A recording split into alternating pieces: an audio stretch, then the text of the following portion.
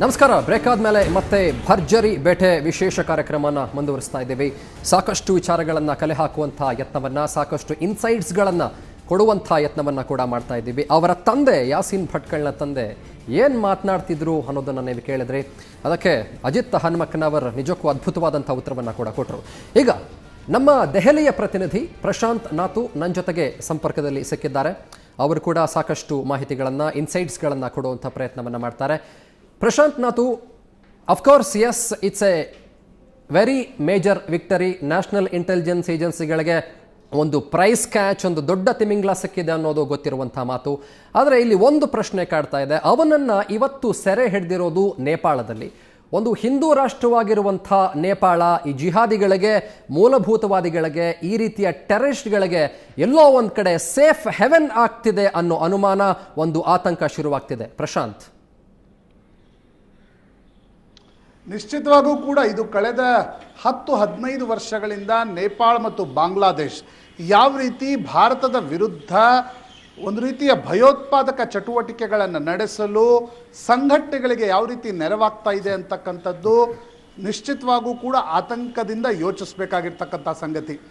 ಕಂದಹಾರ್ ವಿಮಾನ ಅಪಹರಣವಾಗಿದ್ದು ಕೂಡ ಕಠ್ಮಂಡುವಿನಿಂದಲೇ ಅಲ್ಲಿಂದ ಭಯೋತ್ಪಾದಕರು ಹತ್ತಿದ್ದು ಅಂತಕ್ಕಂಥದ್ದು ನಾನು ಈಗ ನೆನಪಿಸ್ಕೊಳ್ಳೇಬೇಕು.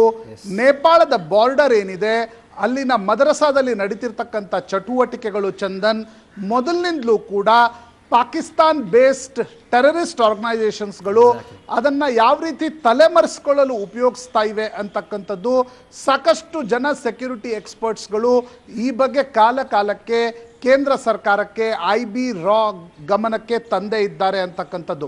ನೇಪಾಳದ ಬಾರ್ಡರ್ ಅದು ಬಿಹಾರ್, ಗೋರಖ್ಪುರ್, ಮಾವೋ, ಬಿಹಾರ್, ದರ್ಭಂಗ ಜಿಲ್ಲೆ ಬರುತ್ತೆ.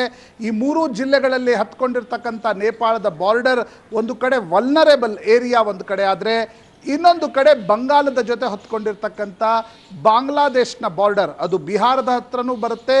ಕಿಶನ್ಗಂಜ್ನಿಂದ ಹಿಡಿದು ಮಾಲ್ದಾವರೆಗೆ ಇವೆಲ್ಲ ಏನು ಚಿಕನ್ ನೆಕ್ ಏರಿಯಾ ಇದೆ, ಇದು ಕೂಡ ಇದೇ ರೀತಿಯಾಗಿರ್ತಕ್ಕಂಥ ವಲ್ನರೇಬಲ್ ಏರಿಯಾಗಳು ಅಂತಕ್ಕಂಥದ್ದು ಸ್ಪಷ್ಟ. ನೇಪಾಳ ಅದು ಹಿಂದೂ ರಾಷ್ಟ್ರವೋ, ಅದು ಈಗ ಕಮ್ಯುನಿಸ್ಟರ ಕೈಯಲ್ಲಿ ಸಿಕ್ಕಿರ್ತಕ್ಕಂಥದ್ದು ಅದು ಪ್ರಶ್ನೆಯಲ್ಲ.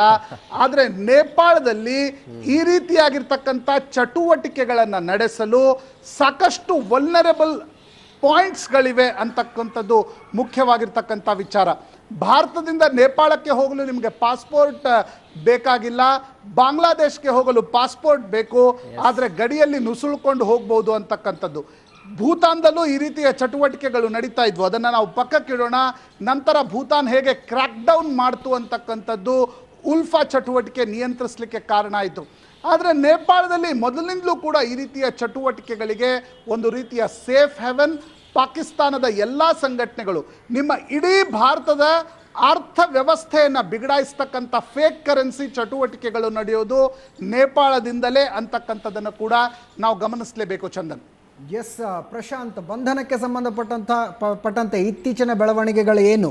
ಆತನನ್ನು ದೆಹಲಿಗೆ ಯಾವಾಗ ಕರ್ಕೊಂಡು ಬರಬಹುದು ಅಧಿಕಾರಿಗಳು? ಆದರೆ ಅದು ಅಲ್ಲದೆ 12 ರಾಜ್ಯಗಳ ಪೊಲೀಸರು ದಾರಿ ಕಾಯ್ತಾ ಇದ್ದಾರೆ ಯಾಸೀನ್ ಭಟ್ಕಳ್ನನ್ನ ಇಂಟ್ರಾಗೇಟ್ ಮಾಡೋದಕ್ಕೆ. ಅವರಿಗೇನಾದ್ರು ಅವಕಾಶ ಕೊಡುವಂತಹ ಸಾಧ್ಯತೆಗಳಿದೆಯಾ?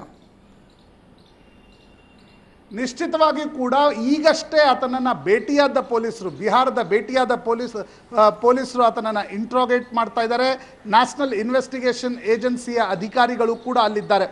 ನಿನ್ನೆ ತಡರಾತ್ರಿ ಬಂಧನವಾದಾಗ ಆತನನ್ನು ನೇಪಾಳದಲ್ಲಿ IB ಮತ್ತು ರಾನ ಅಧಿಕಾರಿಗಳು ಆತನನ್ನು ಬಂಧನಕ್ಕೊಳಪಡಿಸಿದ ನಂತರ ಬಿಹಾರಕ್ಕೆ ಕರೆದುಕೊಂಡು ಬರಲಾಯಿತು.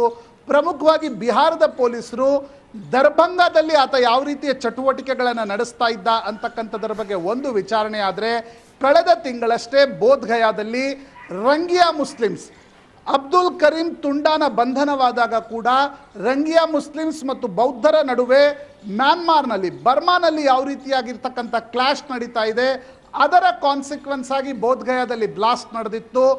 ಅದನ್ನು ಕೂಡ ಇಂಡಿಯನ್ ಮುಜಾಹಿದೀನ್ ಅದಕ್ಕೆ ಲಾಜಿಸ್ಟಿಕಲ್ ಸಪೋರ್ಟ್ ನೀಡಿತ್ತು ಅಂತಕ್ಕಂಥದ್ದು ಬಗ್ಗೆ ಈಗಾಗಲೇ ವಿಚಾರಣೆಗೊಳಪಡಿಸಲಾಗ್ತಾ ಇದೆ. ಯಾಸೀನ್ ಭಟ್ಕಳ್ ಬಳಿ ಕೂಡ ಇದಕ್ಕೆ ಸಂಬಂಧಪಟ್ಟಿರ್ತಕ್ಕಂಥ ಮಹತ್ವದ ಮಾಹಿತಿಗಳಿವೆಯಾ ಅಂತಕ್ಕಂಥದ್ದನ್ನು ವಿಚಾರಣೆಯಲ್ಲಿ ಆತನಿಂದ ಮಾಹಿತಿಯನ್ನು ಪಡೆಯಲಾಗ್ತಾ ಇದೆ. ಇನ್ನೊಂದು ಕಡೆ ದೆಹಲಿಯ ಸ್ಪೆಷಲ್ ಸೆಲ್ನ ಪೊಲೀಸರು ಕೂಡ ಭೇಟಿಯ ತಲುಪಿದ್ದಾರೆ. ದೆಹಲಿ ಸ್ಪೆಷಲ್ ಪೊಲೀಸರು ಕೂಡ ಬಾಟ್ಲಾ ಹೌಸ್ ಎನ್ಕೌಂಟರ್, ಅದಕ್ಕಿಂತ ಮುಂಚೆ ದೆಹಲಿಯಲ್ಲಿ ಸರಣಿ ಸ್ಫೋಟಗಳು ನಡೆದಿದ್ವು, ಅವುಗಳ ಬಗ್ಗೆ ಕೂಡ ಯಾಸೀನ್ ಭಟ್ಕಳ್ಗೆ ಹೆಚ್ಚು ಗೊತ್ತಿದೆ. 2010ರಲ್ಲಿ ಯಾಸೀನ್ ಭಟ್ಕಳ್ ಸುಮಾರು 4 ತಿಂಗಳುಗಳ ಕಾಲ ದೆಹಲಿಯ ಶಹೀನ್ ಬಾಗ್ನಲ್ಲೇ ವಾಸ ಮಾಡ್ತಾ ಇದ್ದ.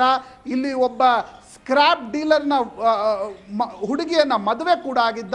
ಹೀಗಾಗಿ ದೆಹಲಿಯಲ್ಲಿ ಆತನ ಚಟುವಟಿಕೆಗಳೇನಿದ್ವು ಅಂತಕ್ಕಂಥದ್ರ ಬಗ್ಗೆ ವಿಚಾರಣೆಗೊಳಪಡಿಸಲು ದೆಹಲಿ ಸ್ಪೆಷಲ್ ಸೆಲ್ ಪೊಲೀಸರು ಕೂಡ ಹೋಗಿದ್ದಾರೆ. ಬಹುತೇಕವಾಗಿ ಇನ್ನು 2-3 ದಿನಗಳಲ್ಲಿ ಭೇಟಿಯಾದ ಸ್ಥಳೀಯ ನ್ಯಾಯಾಲಯಕ್ಕೆ ಆತನನ್ನು ಹಾಜರುಪಡಿಸಿದ ನಂತರ ಆತನನ್ನು ವಾಪಸ್ ದೆಹಲಿಗೆ ಕರೆದುಕೊಂಡು ಬರಬಹುದು ಅಂತಕ್ಕಂಥದ್ದನ್ನು ಹೇಳಲಾಗ್ತಾ ಇದೆ. NIA ಟೀಮ್ ಈಗಾಗಲೇ ಭೇಟಿಯಾದಲ್ಲಿದೆ. ಬಹುತೇಕ ರಾಜ್ಯಗಳ ಪೊಲೀಸರು ಕೂಡ ಆತನನ್ನು ವಿಚಾರಣೆಗೊಳಪಡಿಸಲು ಕಾಯ್ತಾ ಇದ್ದಾರೆ.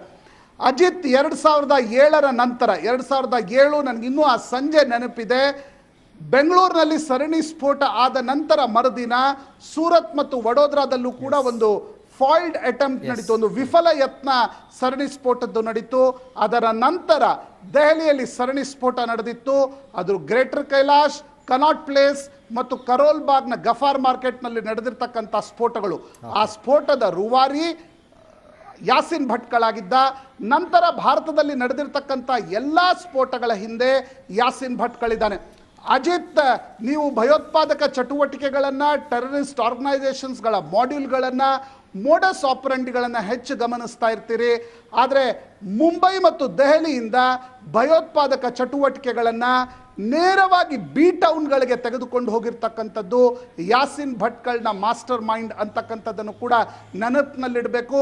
ಆ ದೃಷ್ಟಿಯಿಂದಲೇ ಯಾಸೀನ್ ಭಟ್ಕಳ್ ಆಂಟಿ ಟೆರರಿಸ್ಟ್ ಏಜೆನ್ಸಿಗಳಿಗೆ ಒಂದು ಪ್ರೈಸ್ ಕ್ಯಾಚ್ ಅಂತದನ್ನು ಹೇಳಲಾಗ್ತಾ ಇದೆ. ಎಸ್, ಧನ್ಯವಾದಗಳು ಪ್ರಶಾಂತ್ ನಿಮ್ಮೆಲ್ಲ ಮಾಹಿತಿಗಾಗಿ. ಎಸ್, ಪ್ರಶಾಂತ್ ತಮ್ಮ ಮಾತುಗಳಲ್ಲಿ ಸೂರತ್ ಬಗ್ಗೆ ಪ್ರಸ್ತಾಪಿಸಿದ್ರು. ಸೂರತ್ನಲ್ಲಿ ಬಾಂಬ್ಗಳು ಸಿಕ್ಕಿತ್ತು, ಆದರೆ ಬ್ಲಾಸ್ಟ್ ಆಗಿರಲಿಲ್ಲ. ಡಿವೈಸ್ ಹೆಚ್ಚು ಕಡಿಮೆ ಆಗಿ ಸರ್ಕ್ಯೂಟ್ನಲ್ಲಿ ಪ್ರಾಬ್ಲಮ್ ಆಗಿ ಬ್ಲಾಸ್ಟ್ ಆಗಿರಲಿಲ್ಲ. ತುಂಬ ಜನರಿಗೆ ಗೊತ್ತಿಲ್ಲ, ಆ ಎಲ್ಲ ಬಾಂಬ್ಗಳು ತಯಾರಾಗಿದ್ದು ಮಂಗಳೂರಿನಲ್ಲಿ, ಉಳ್ಳಾಲದಲ್ಲಿ. ಎಸ್, ಅದಕ್ಕೆ ಸಂಬಂಧಪಟ್ಟಂಥ ಡೀಟೇಲ್ಸ್ ನಾವು ಕೊಡೋಣ. ಒಂದು ಸಣ್ಣ ಬ್ರೇಕ್ನ ಸಮಯ ಆಗಿದೆ ವೀಕ್ಷಕರೇ. ಬ್ರೇಕ್ನ ನಂತರ ಈ ಕಾರ್ಯಕ್ರಮನ ಮುಂದುವರಿಸ್ತೀವಿ.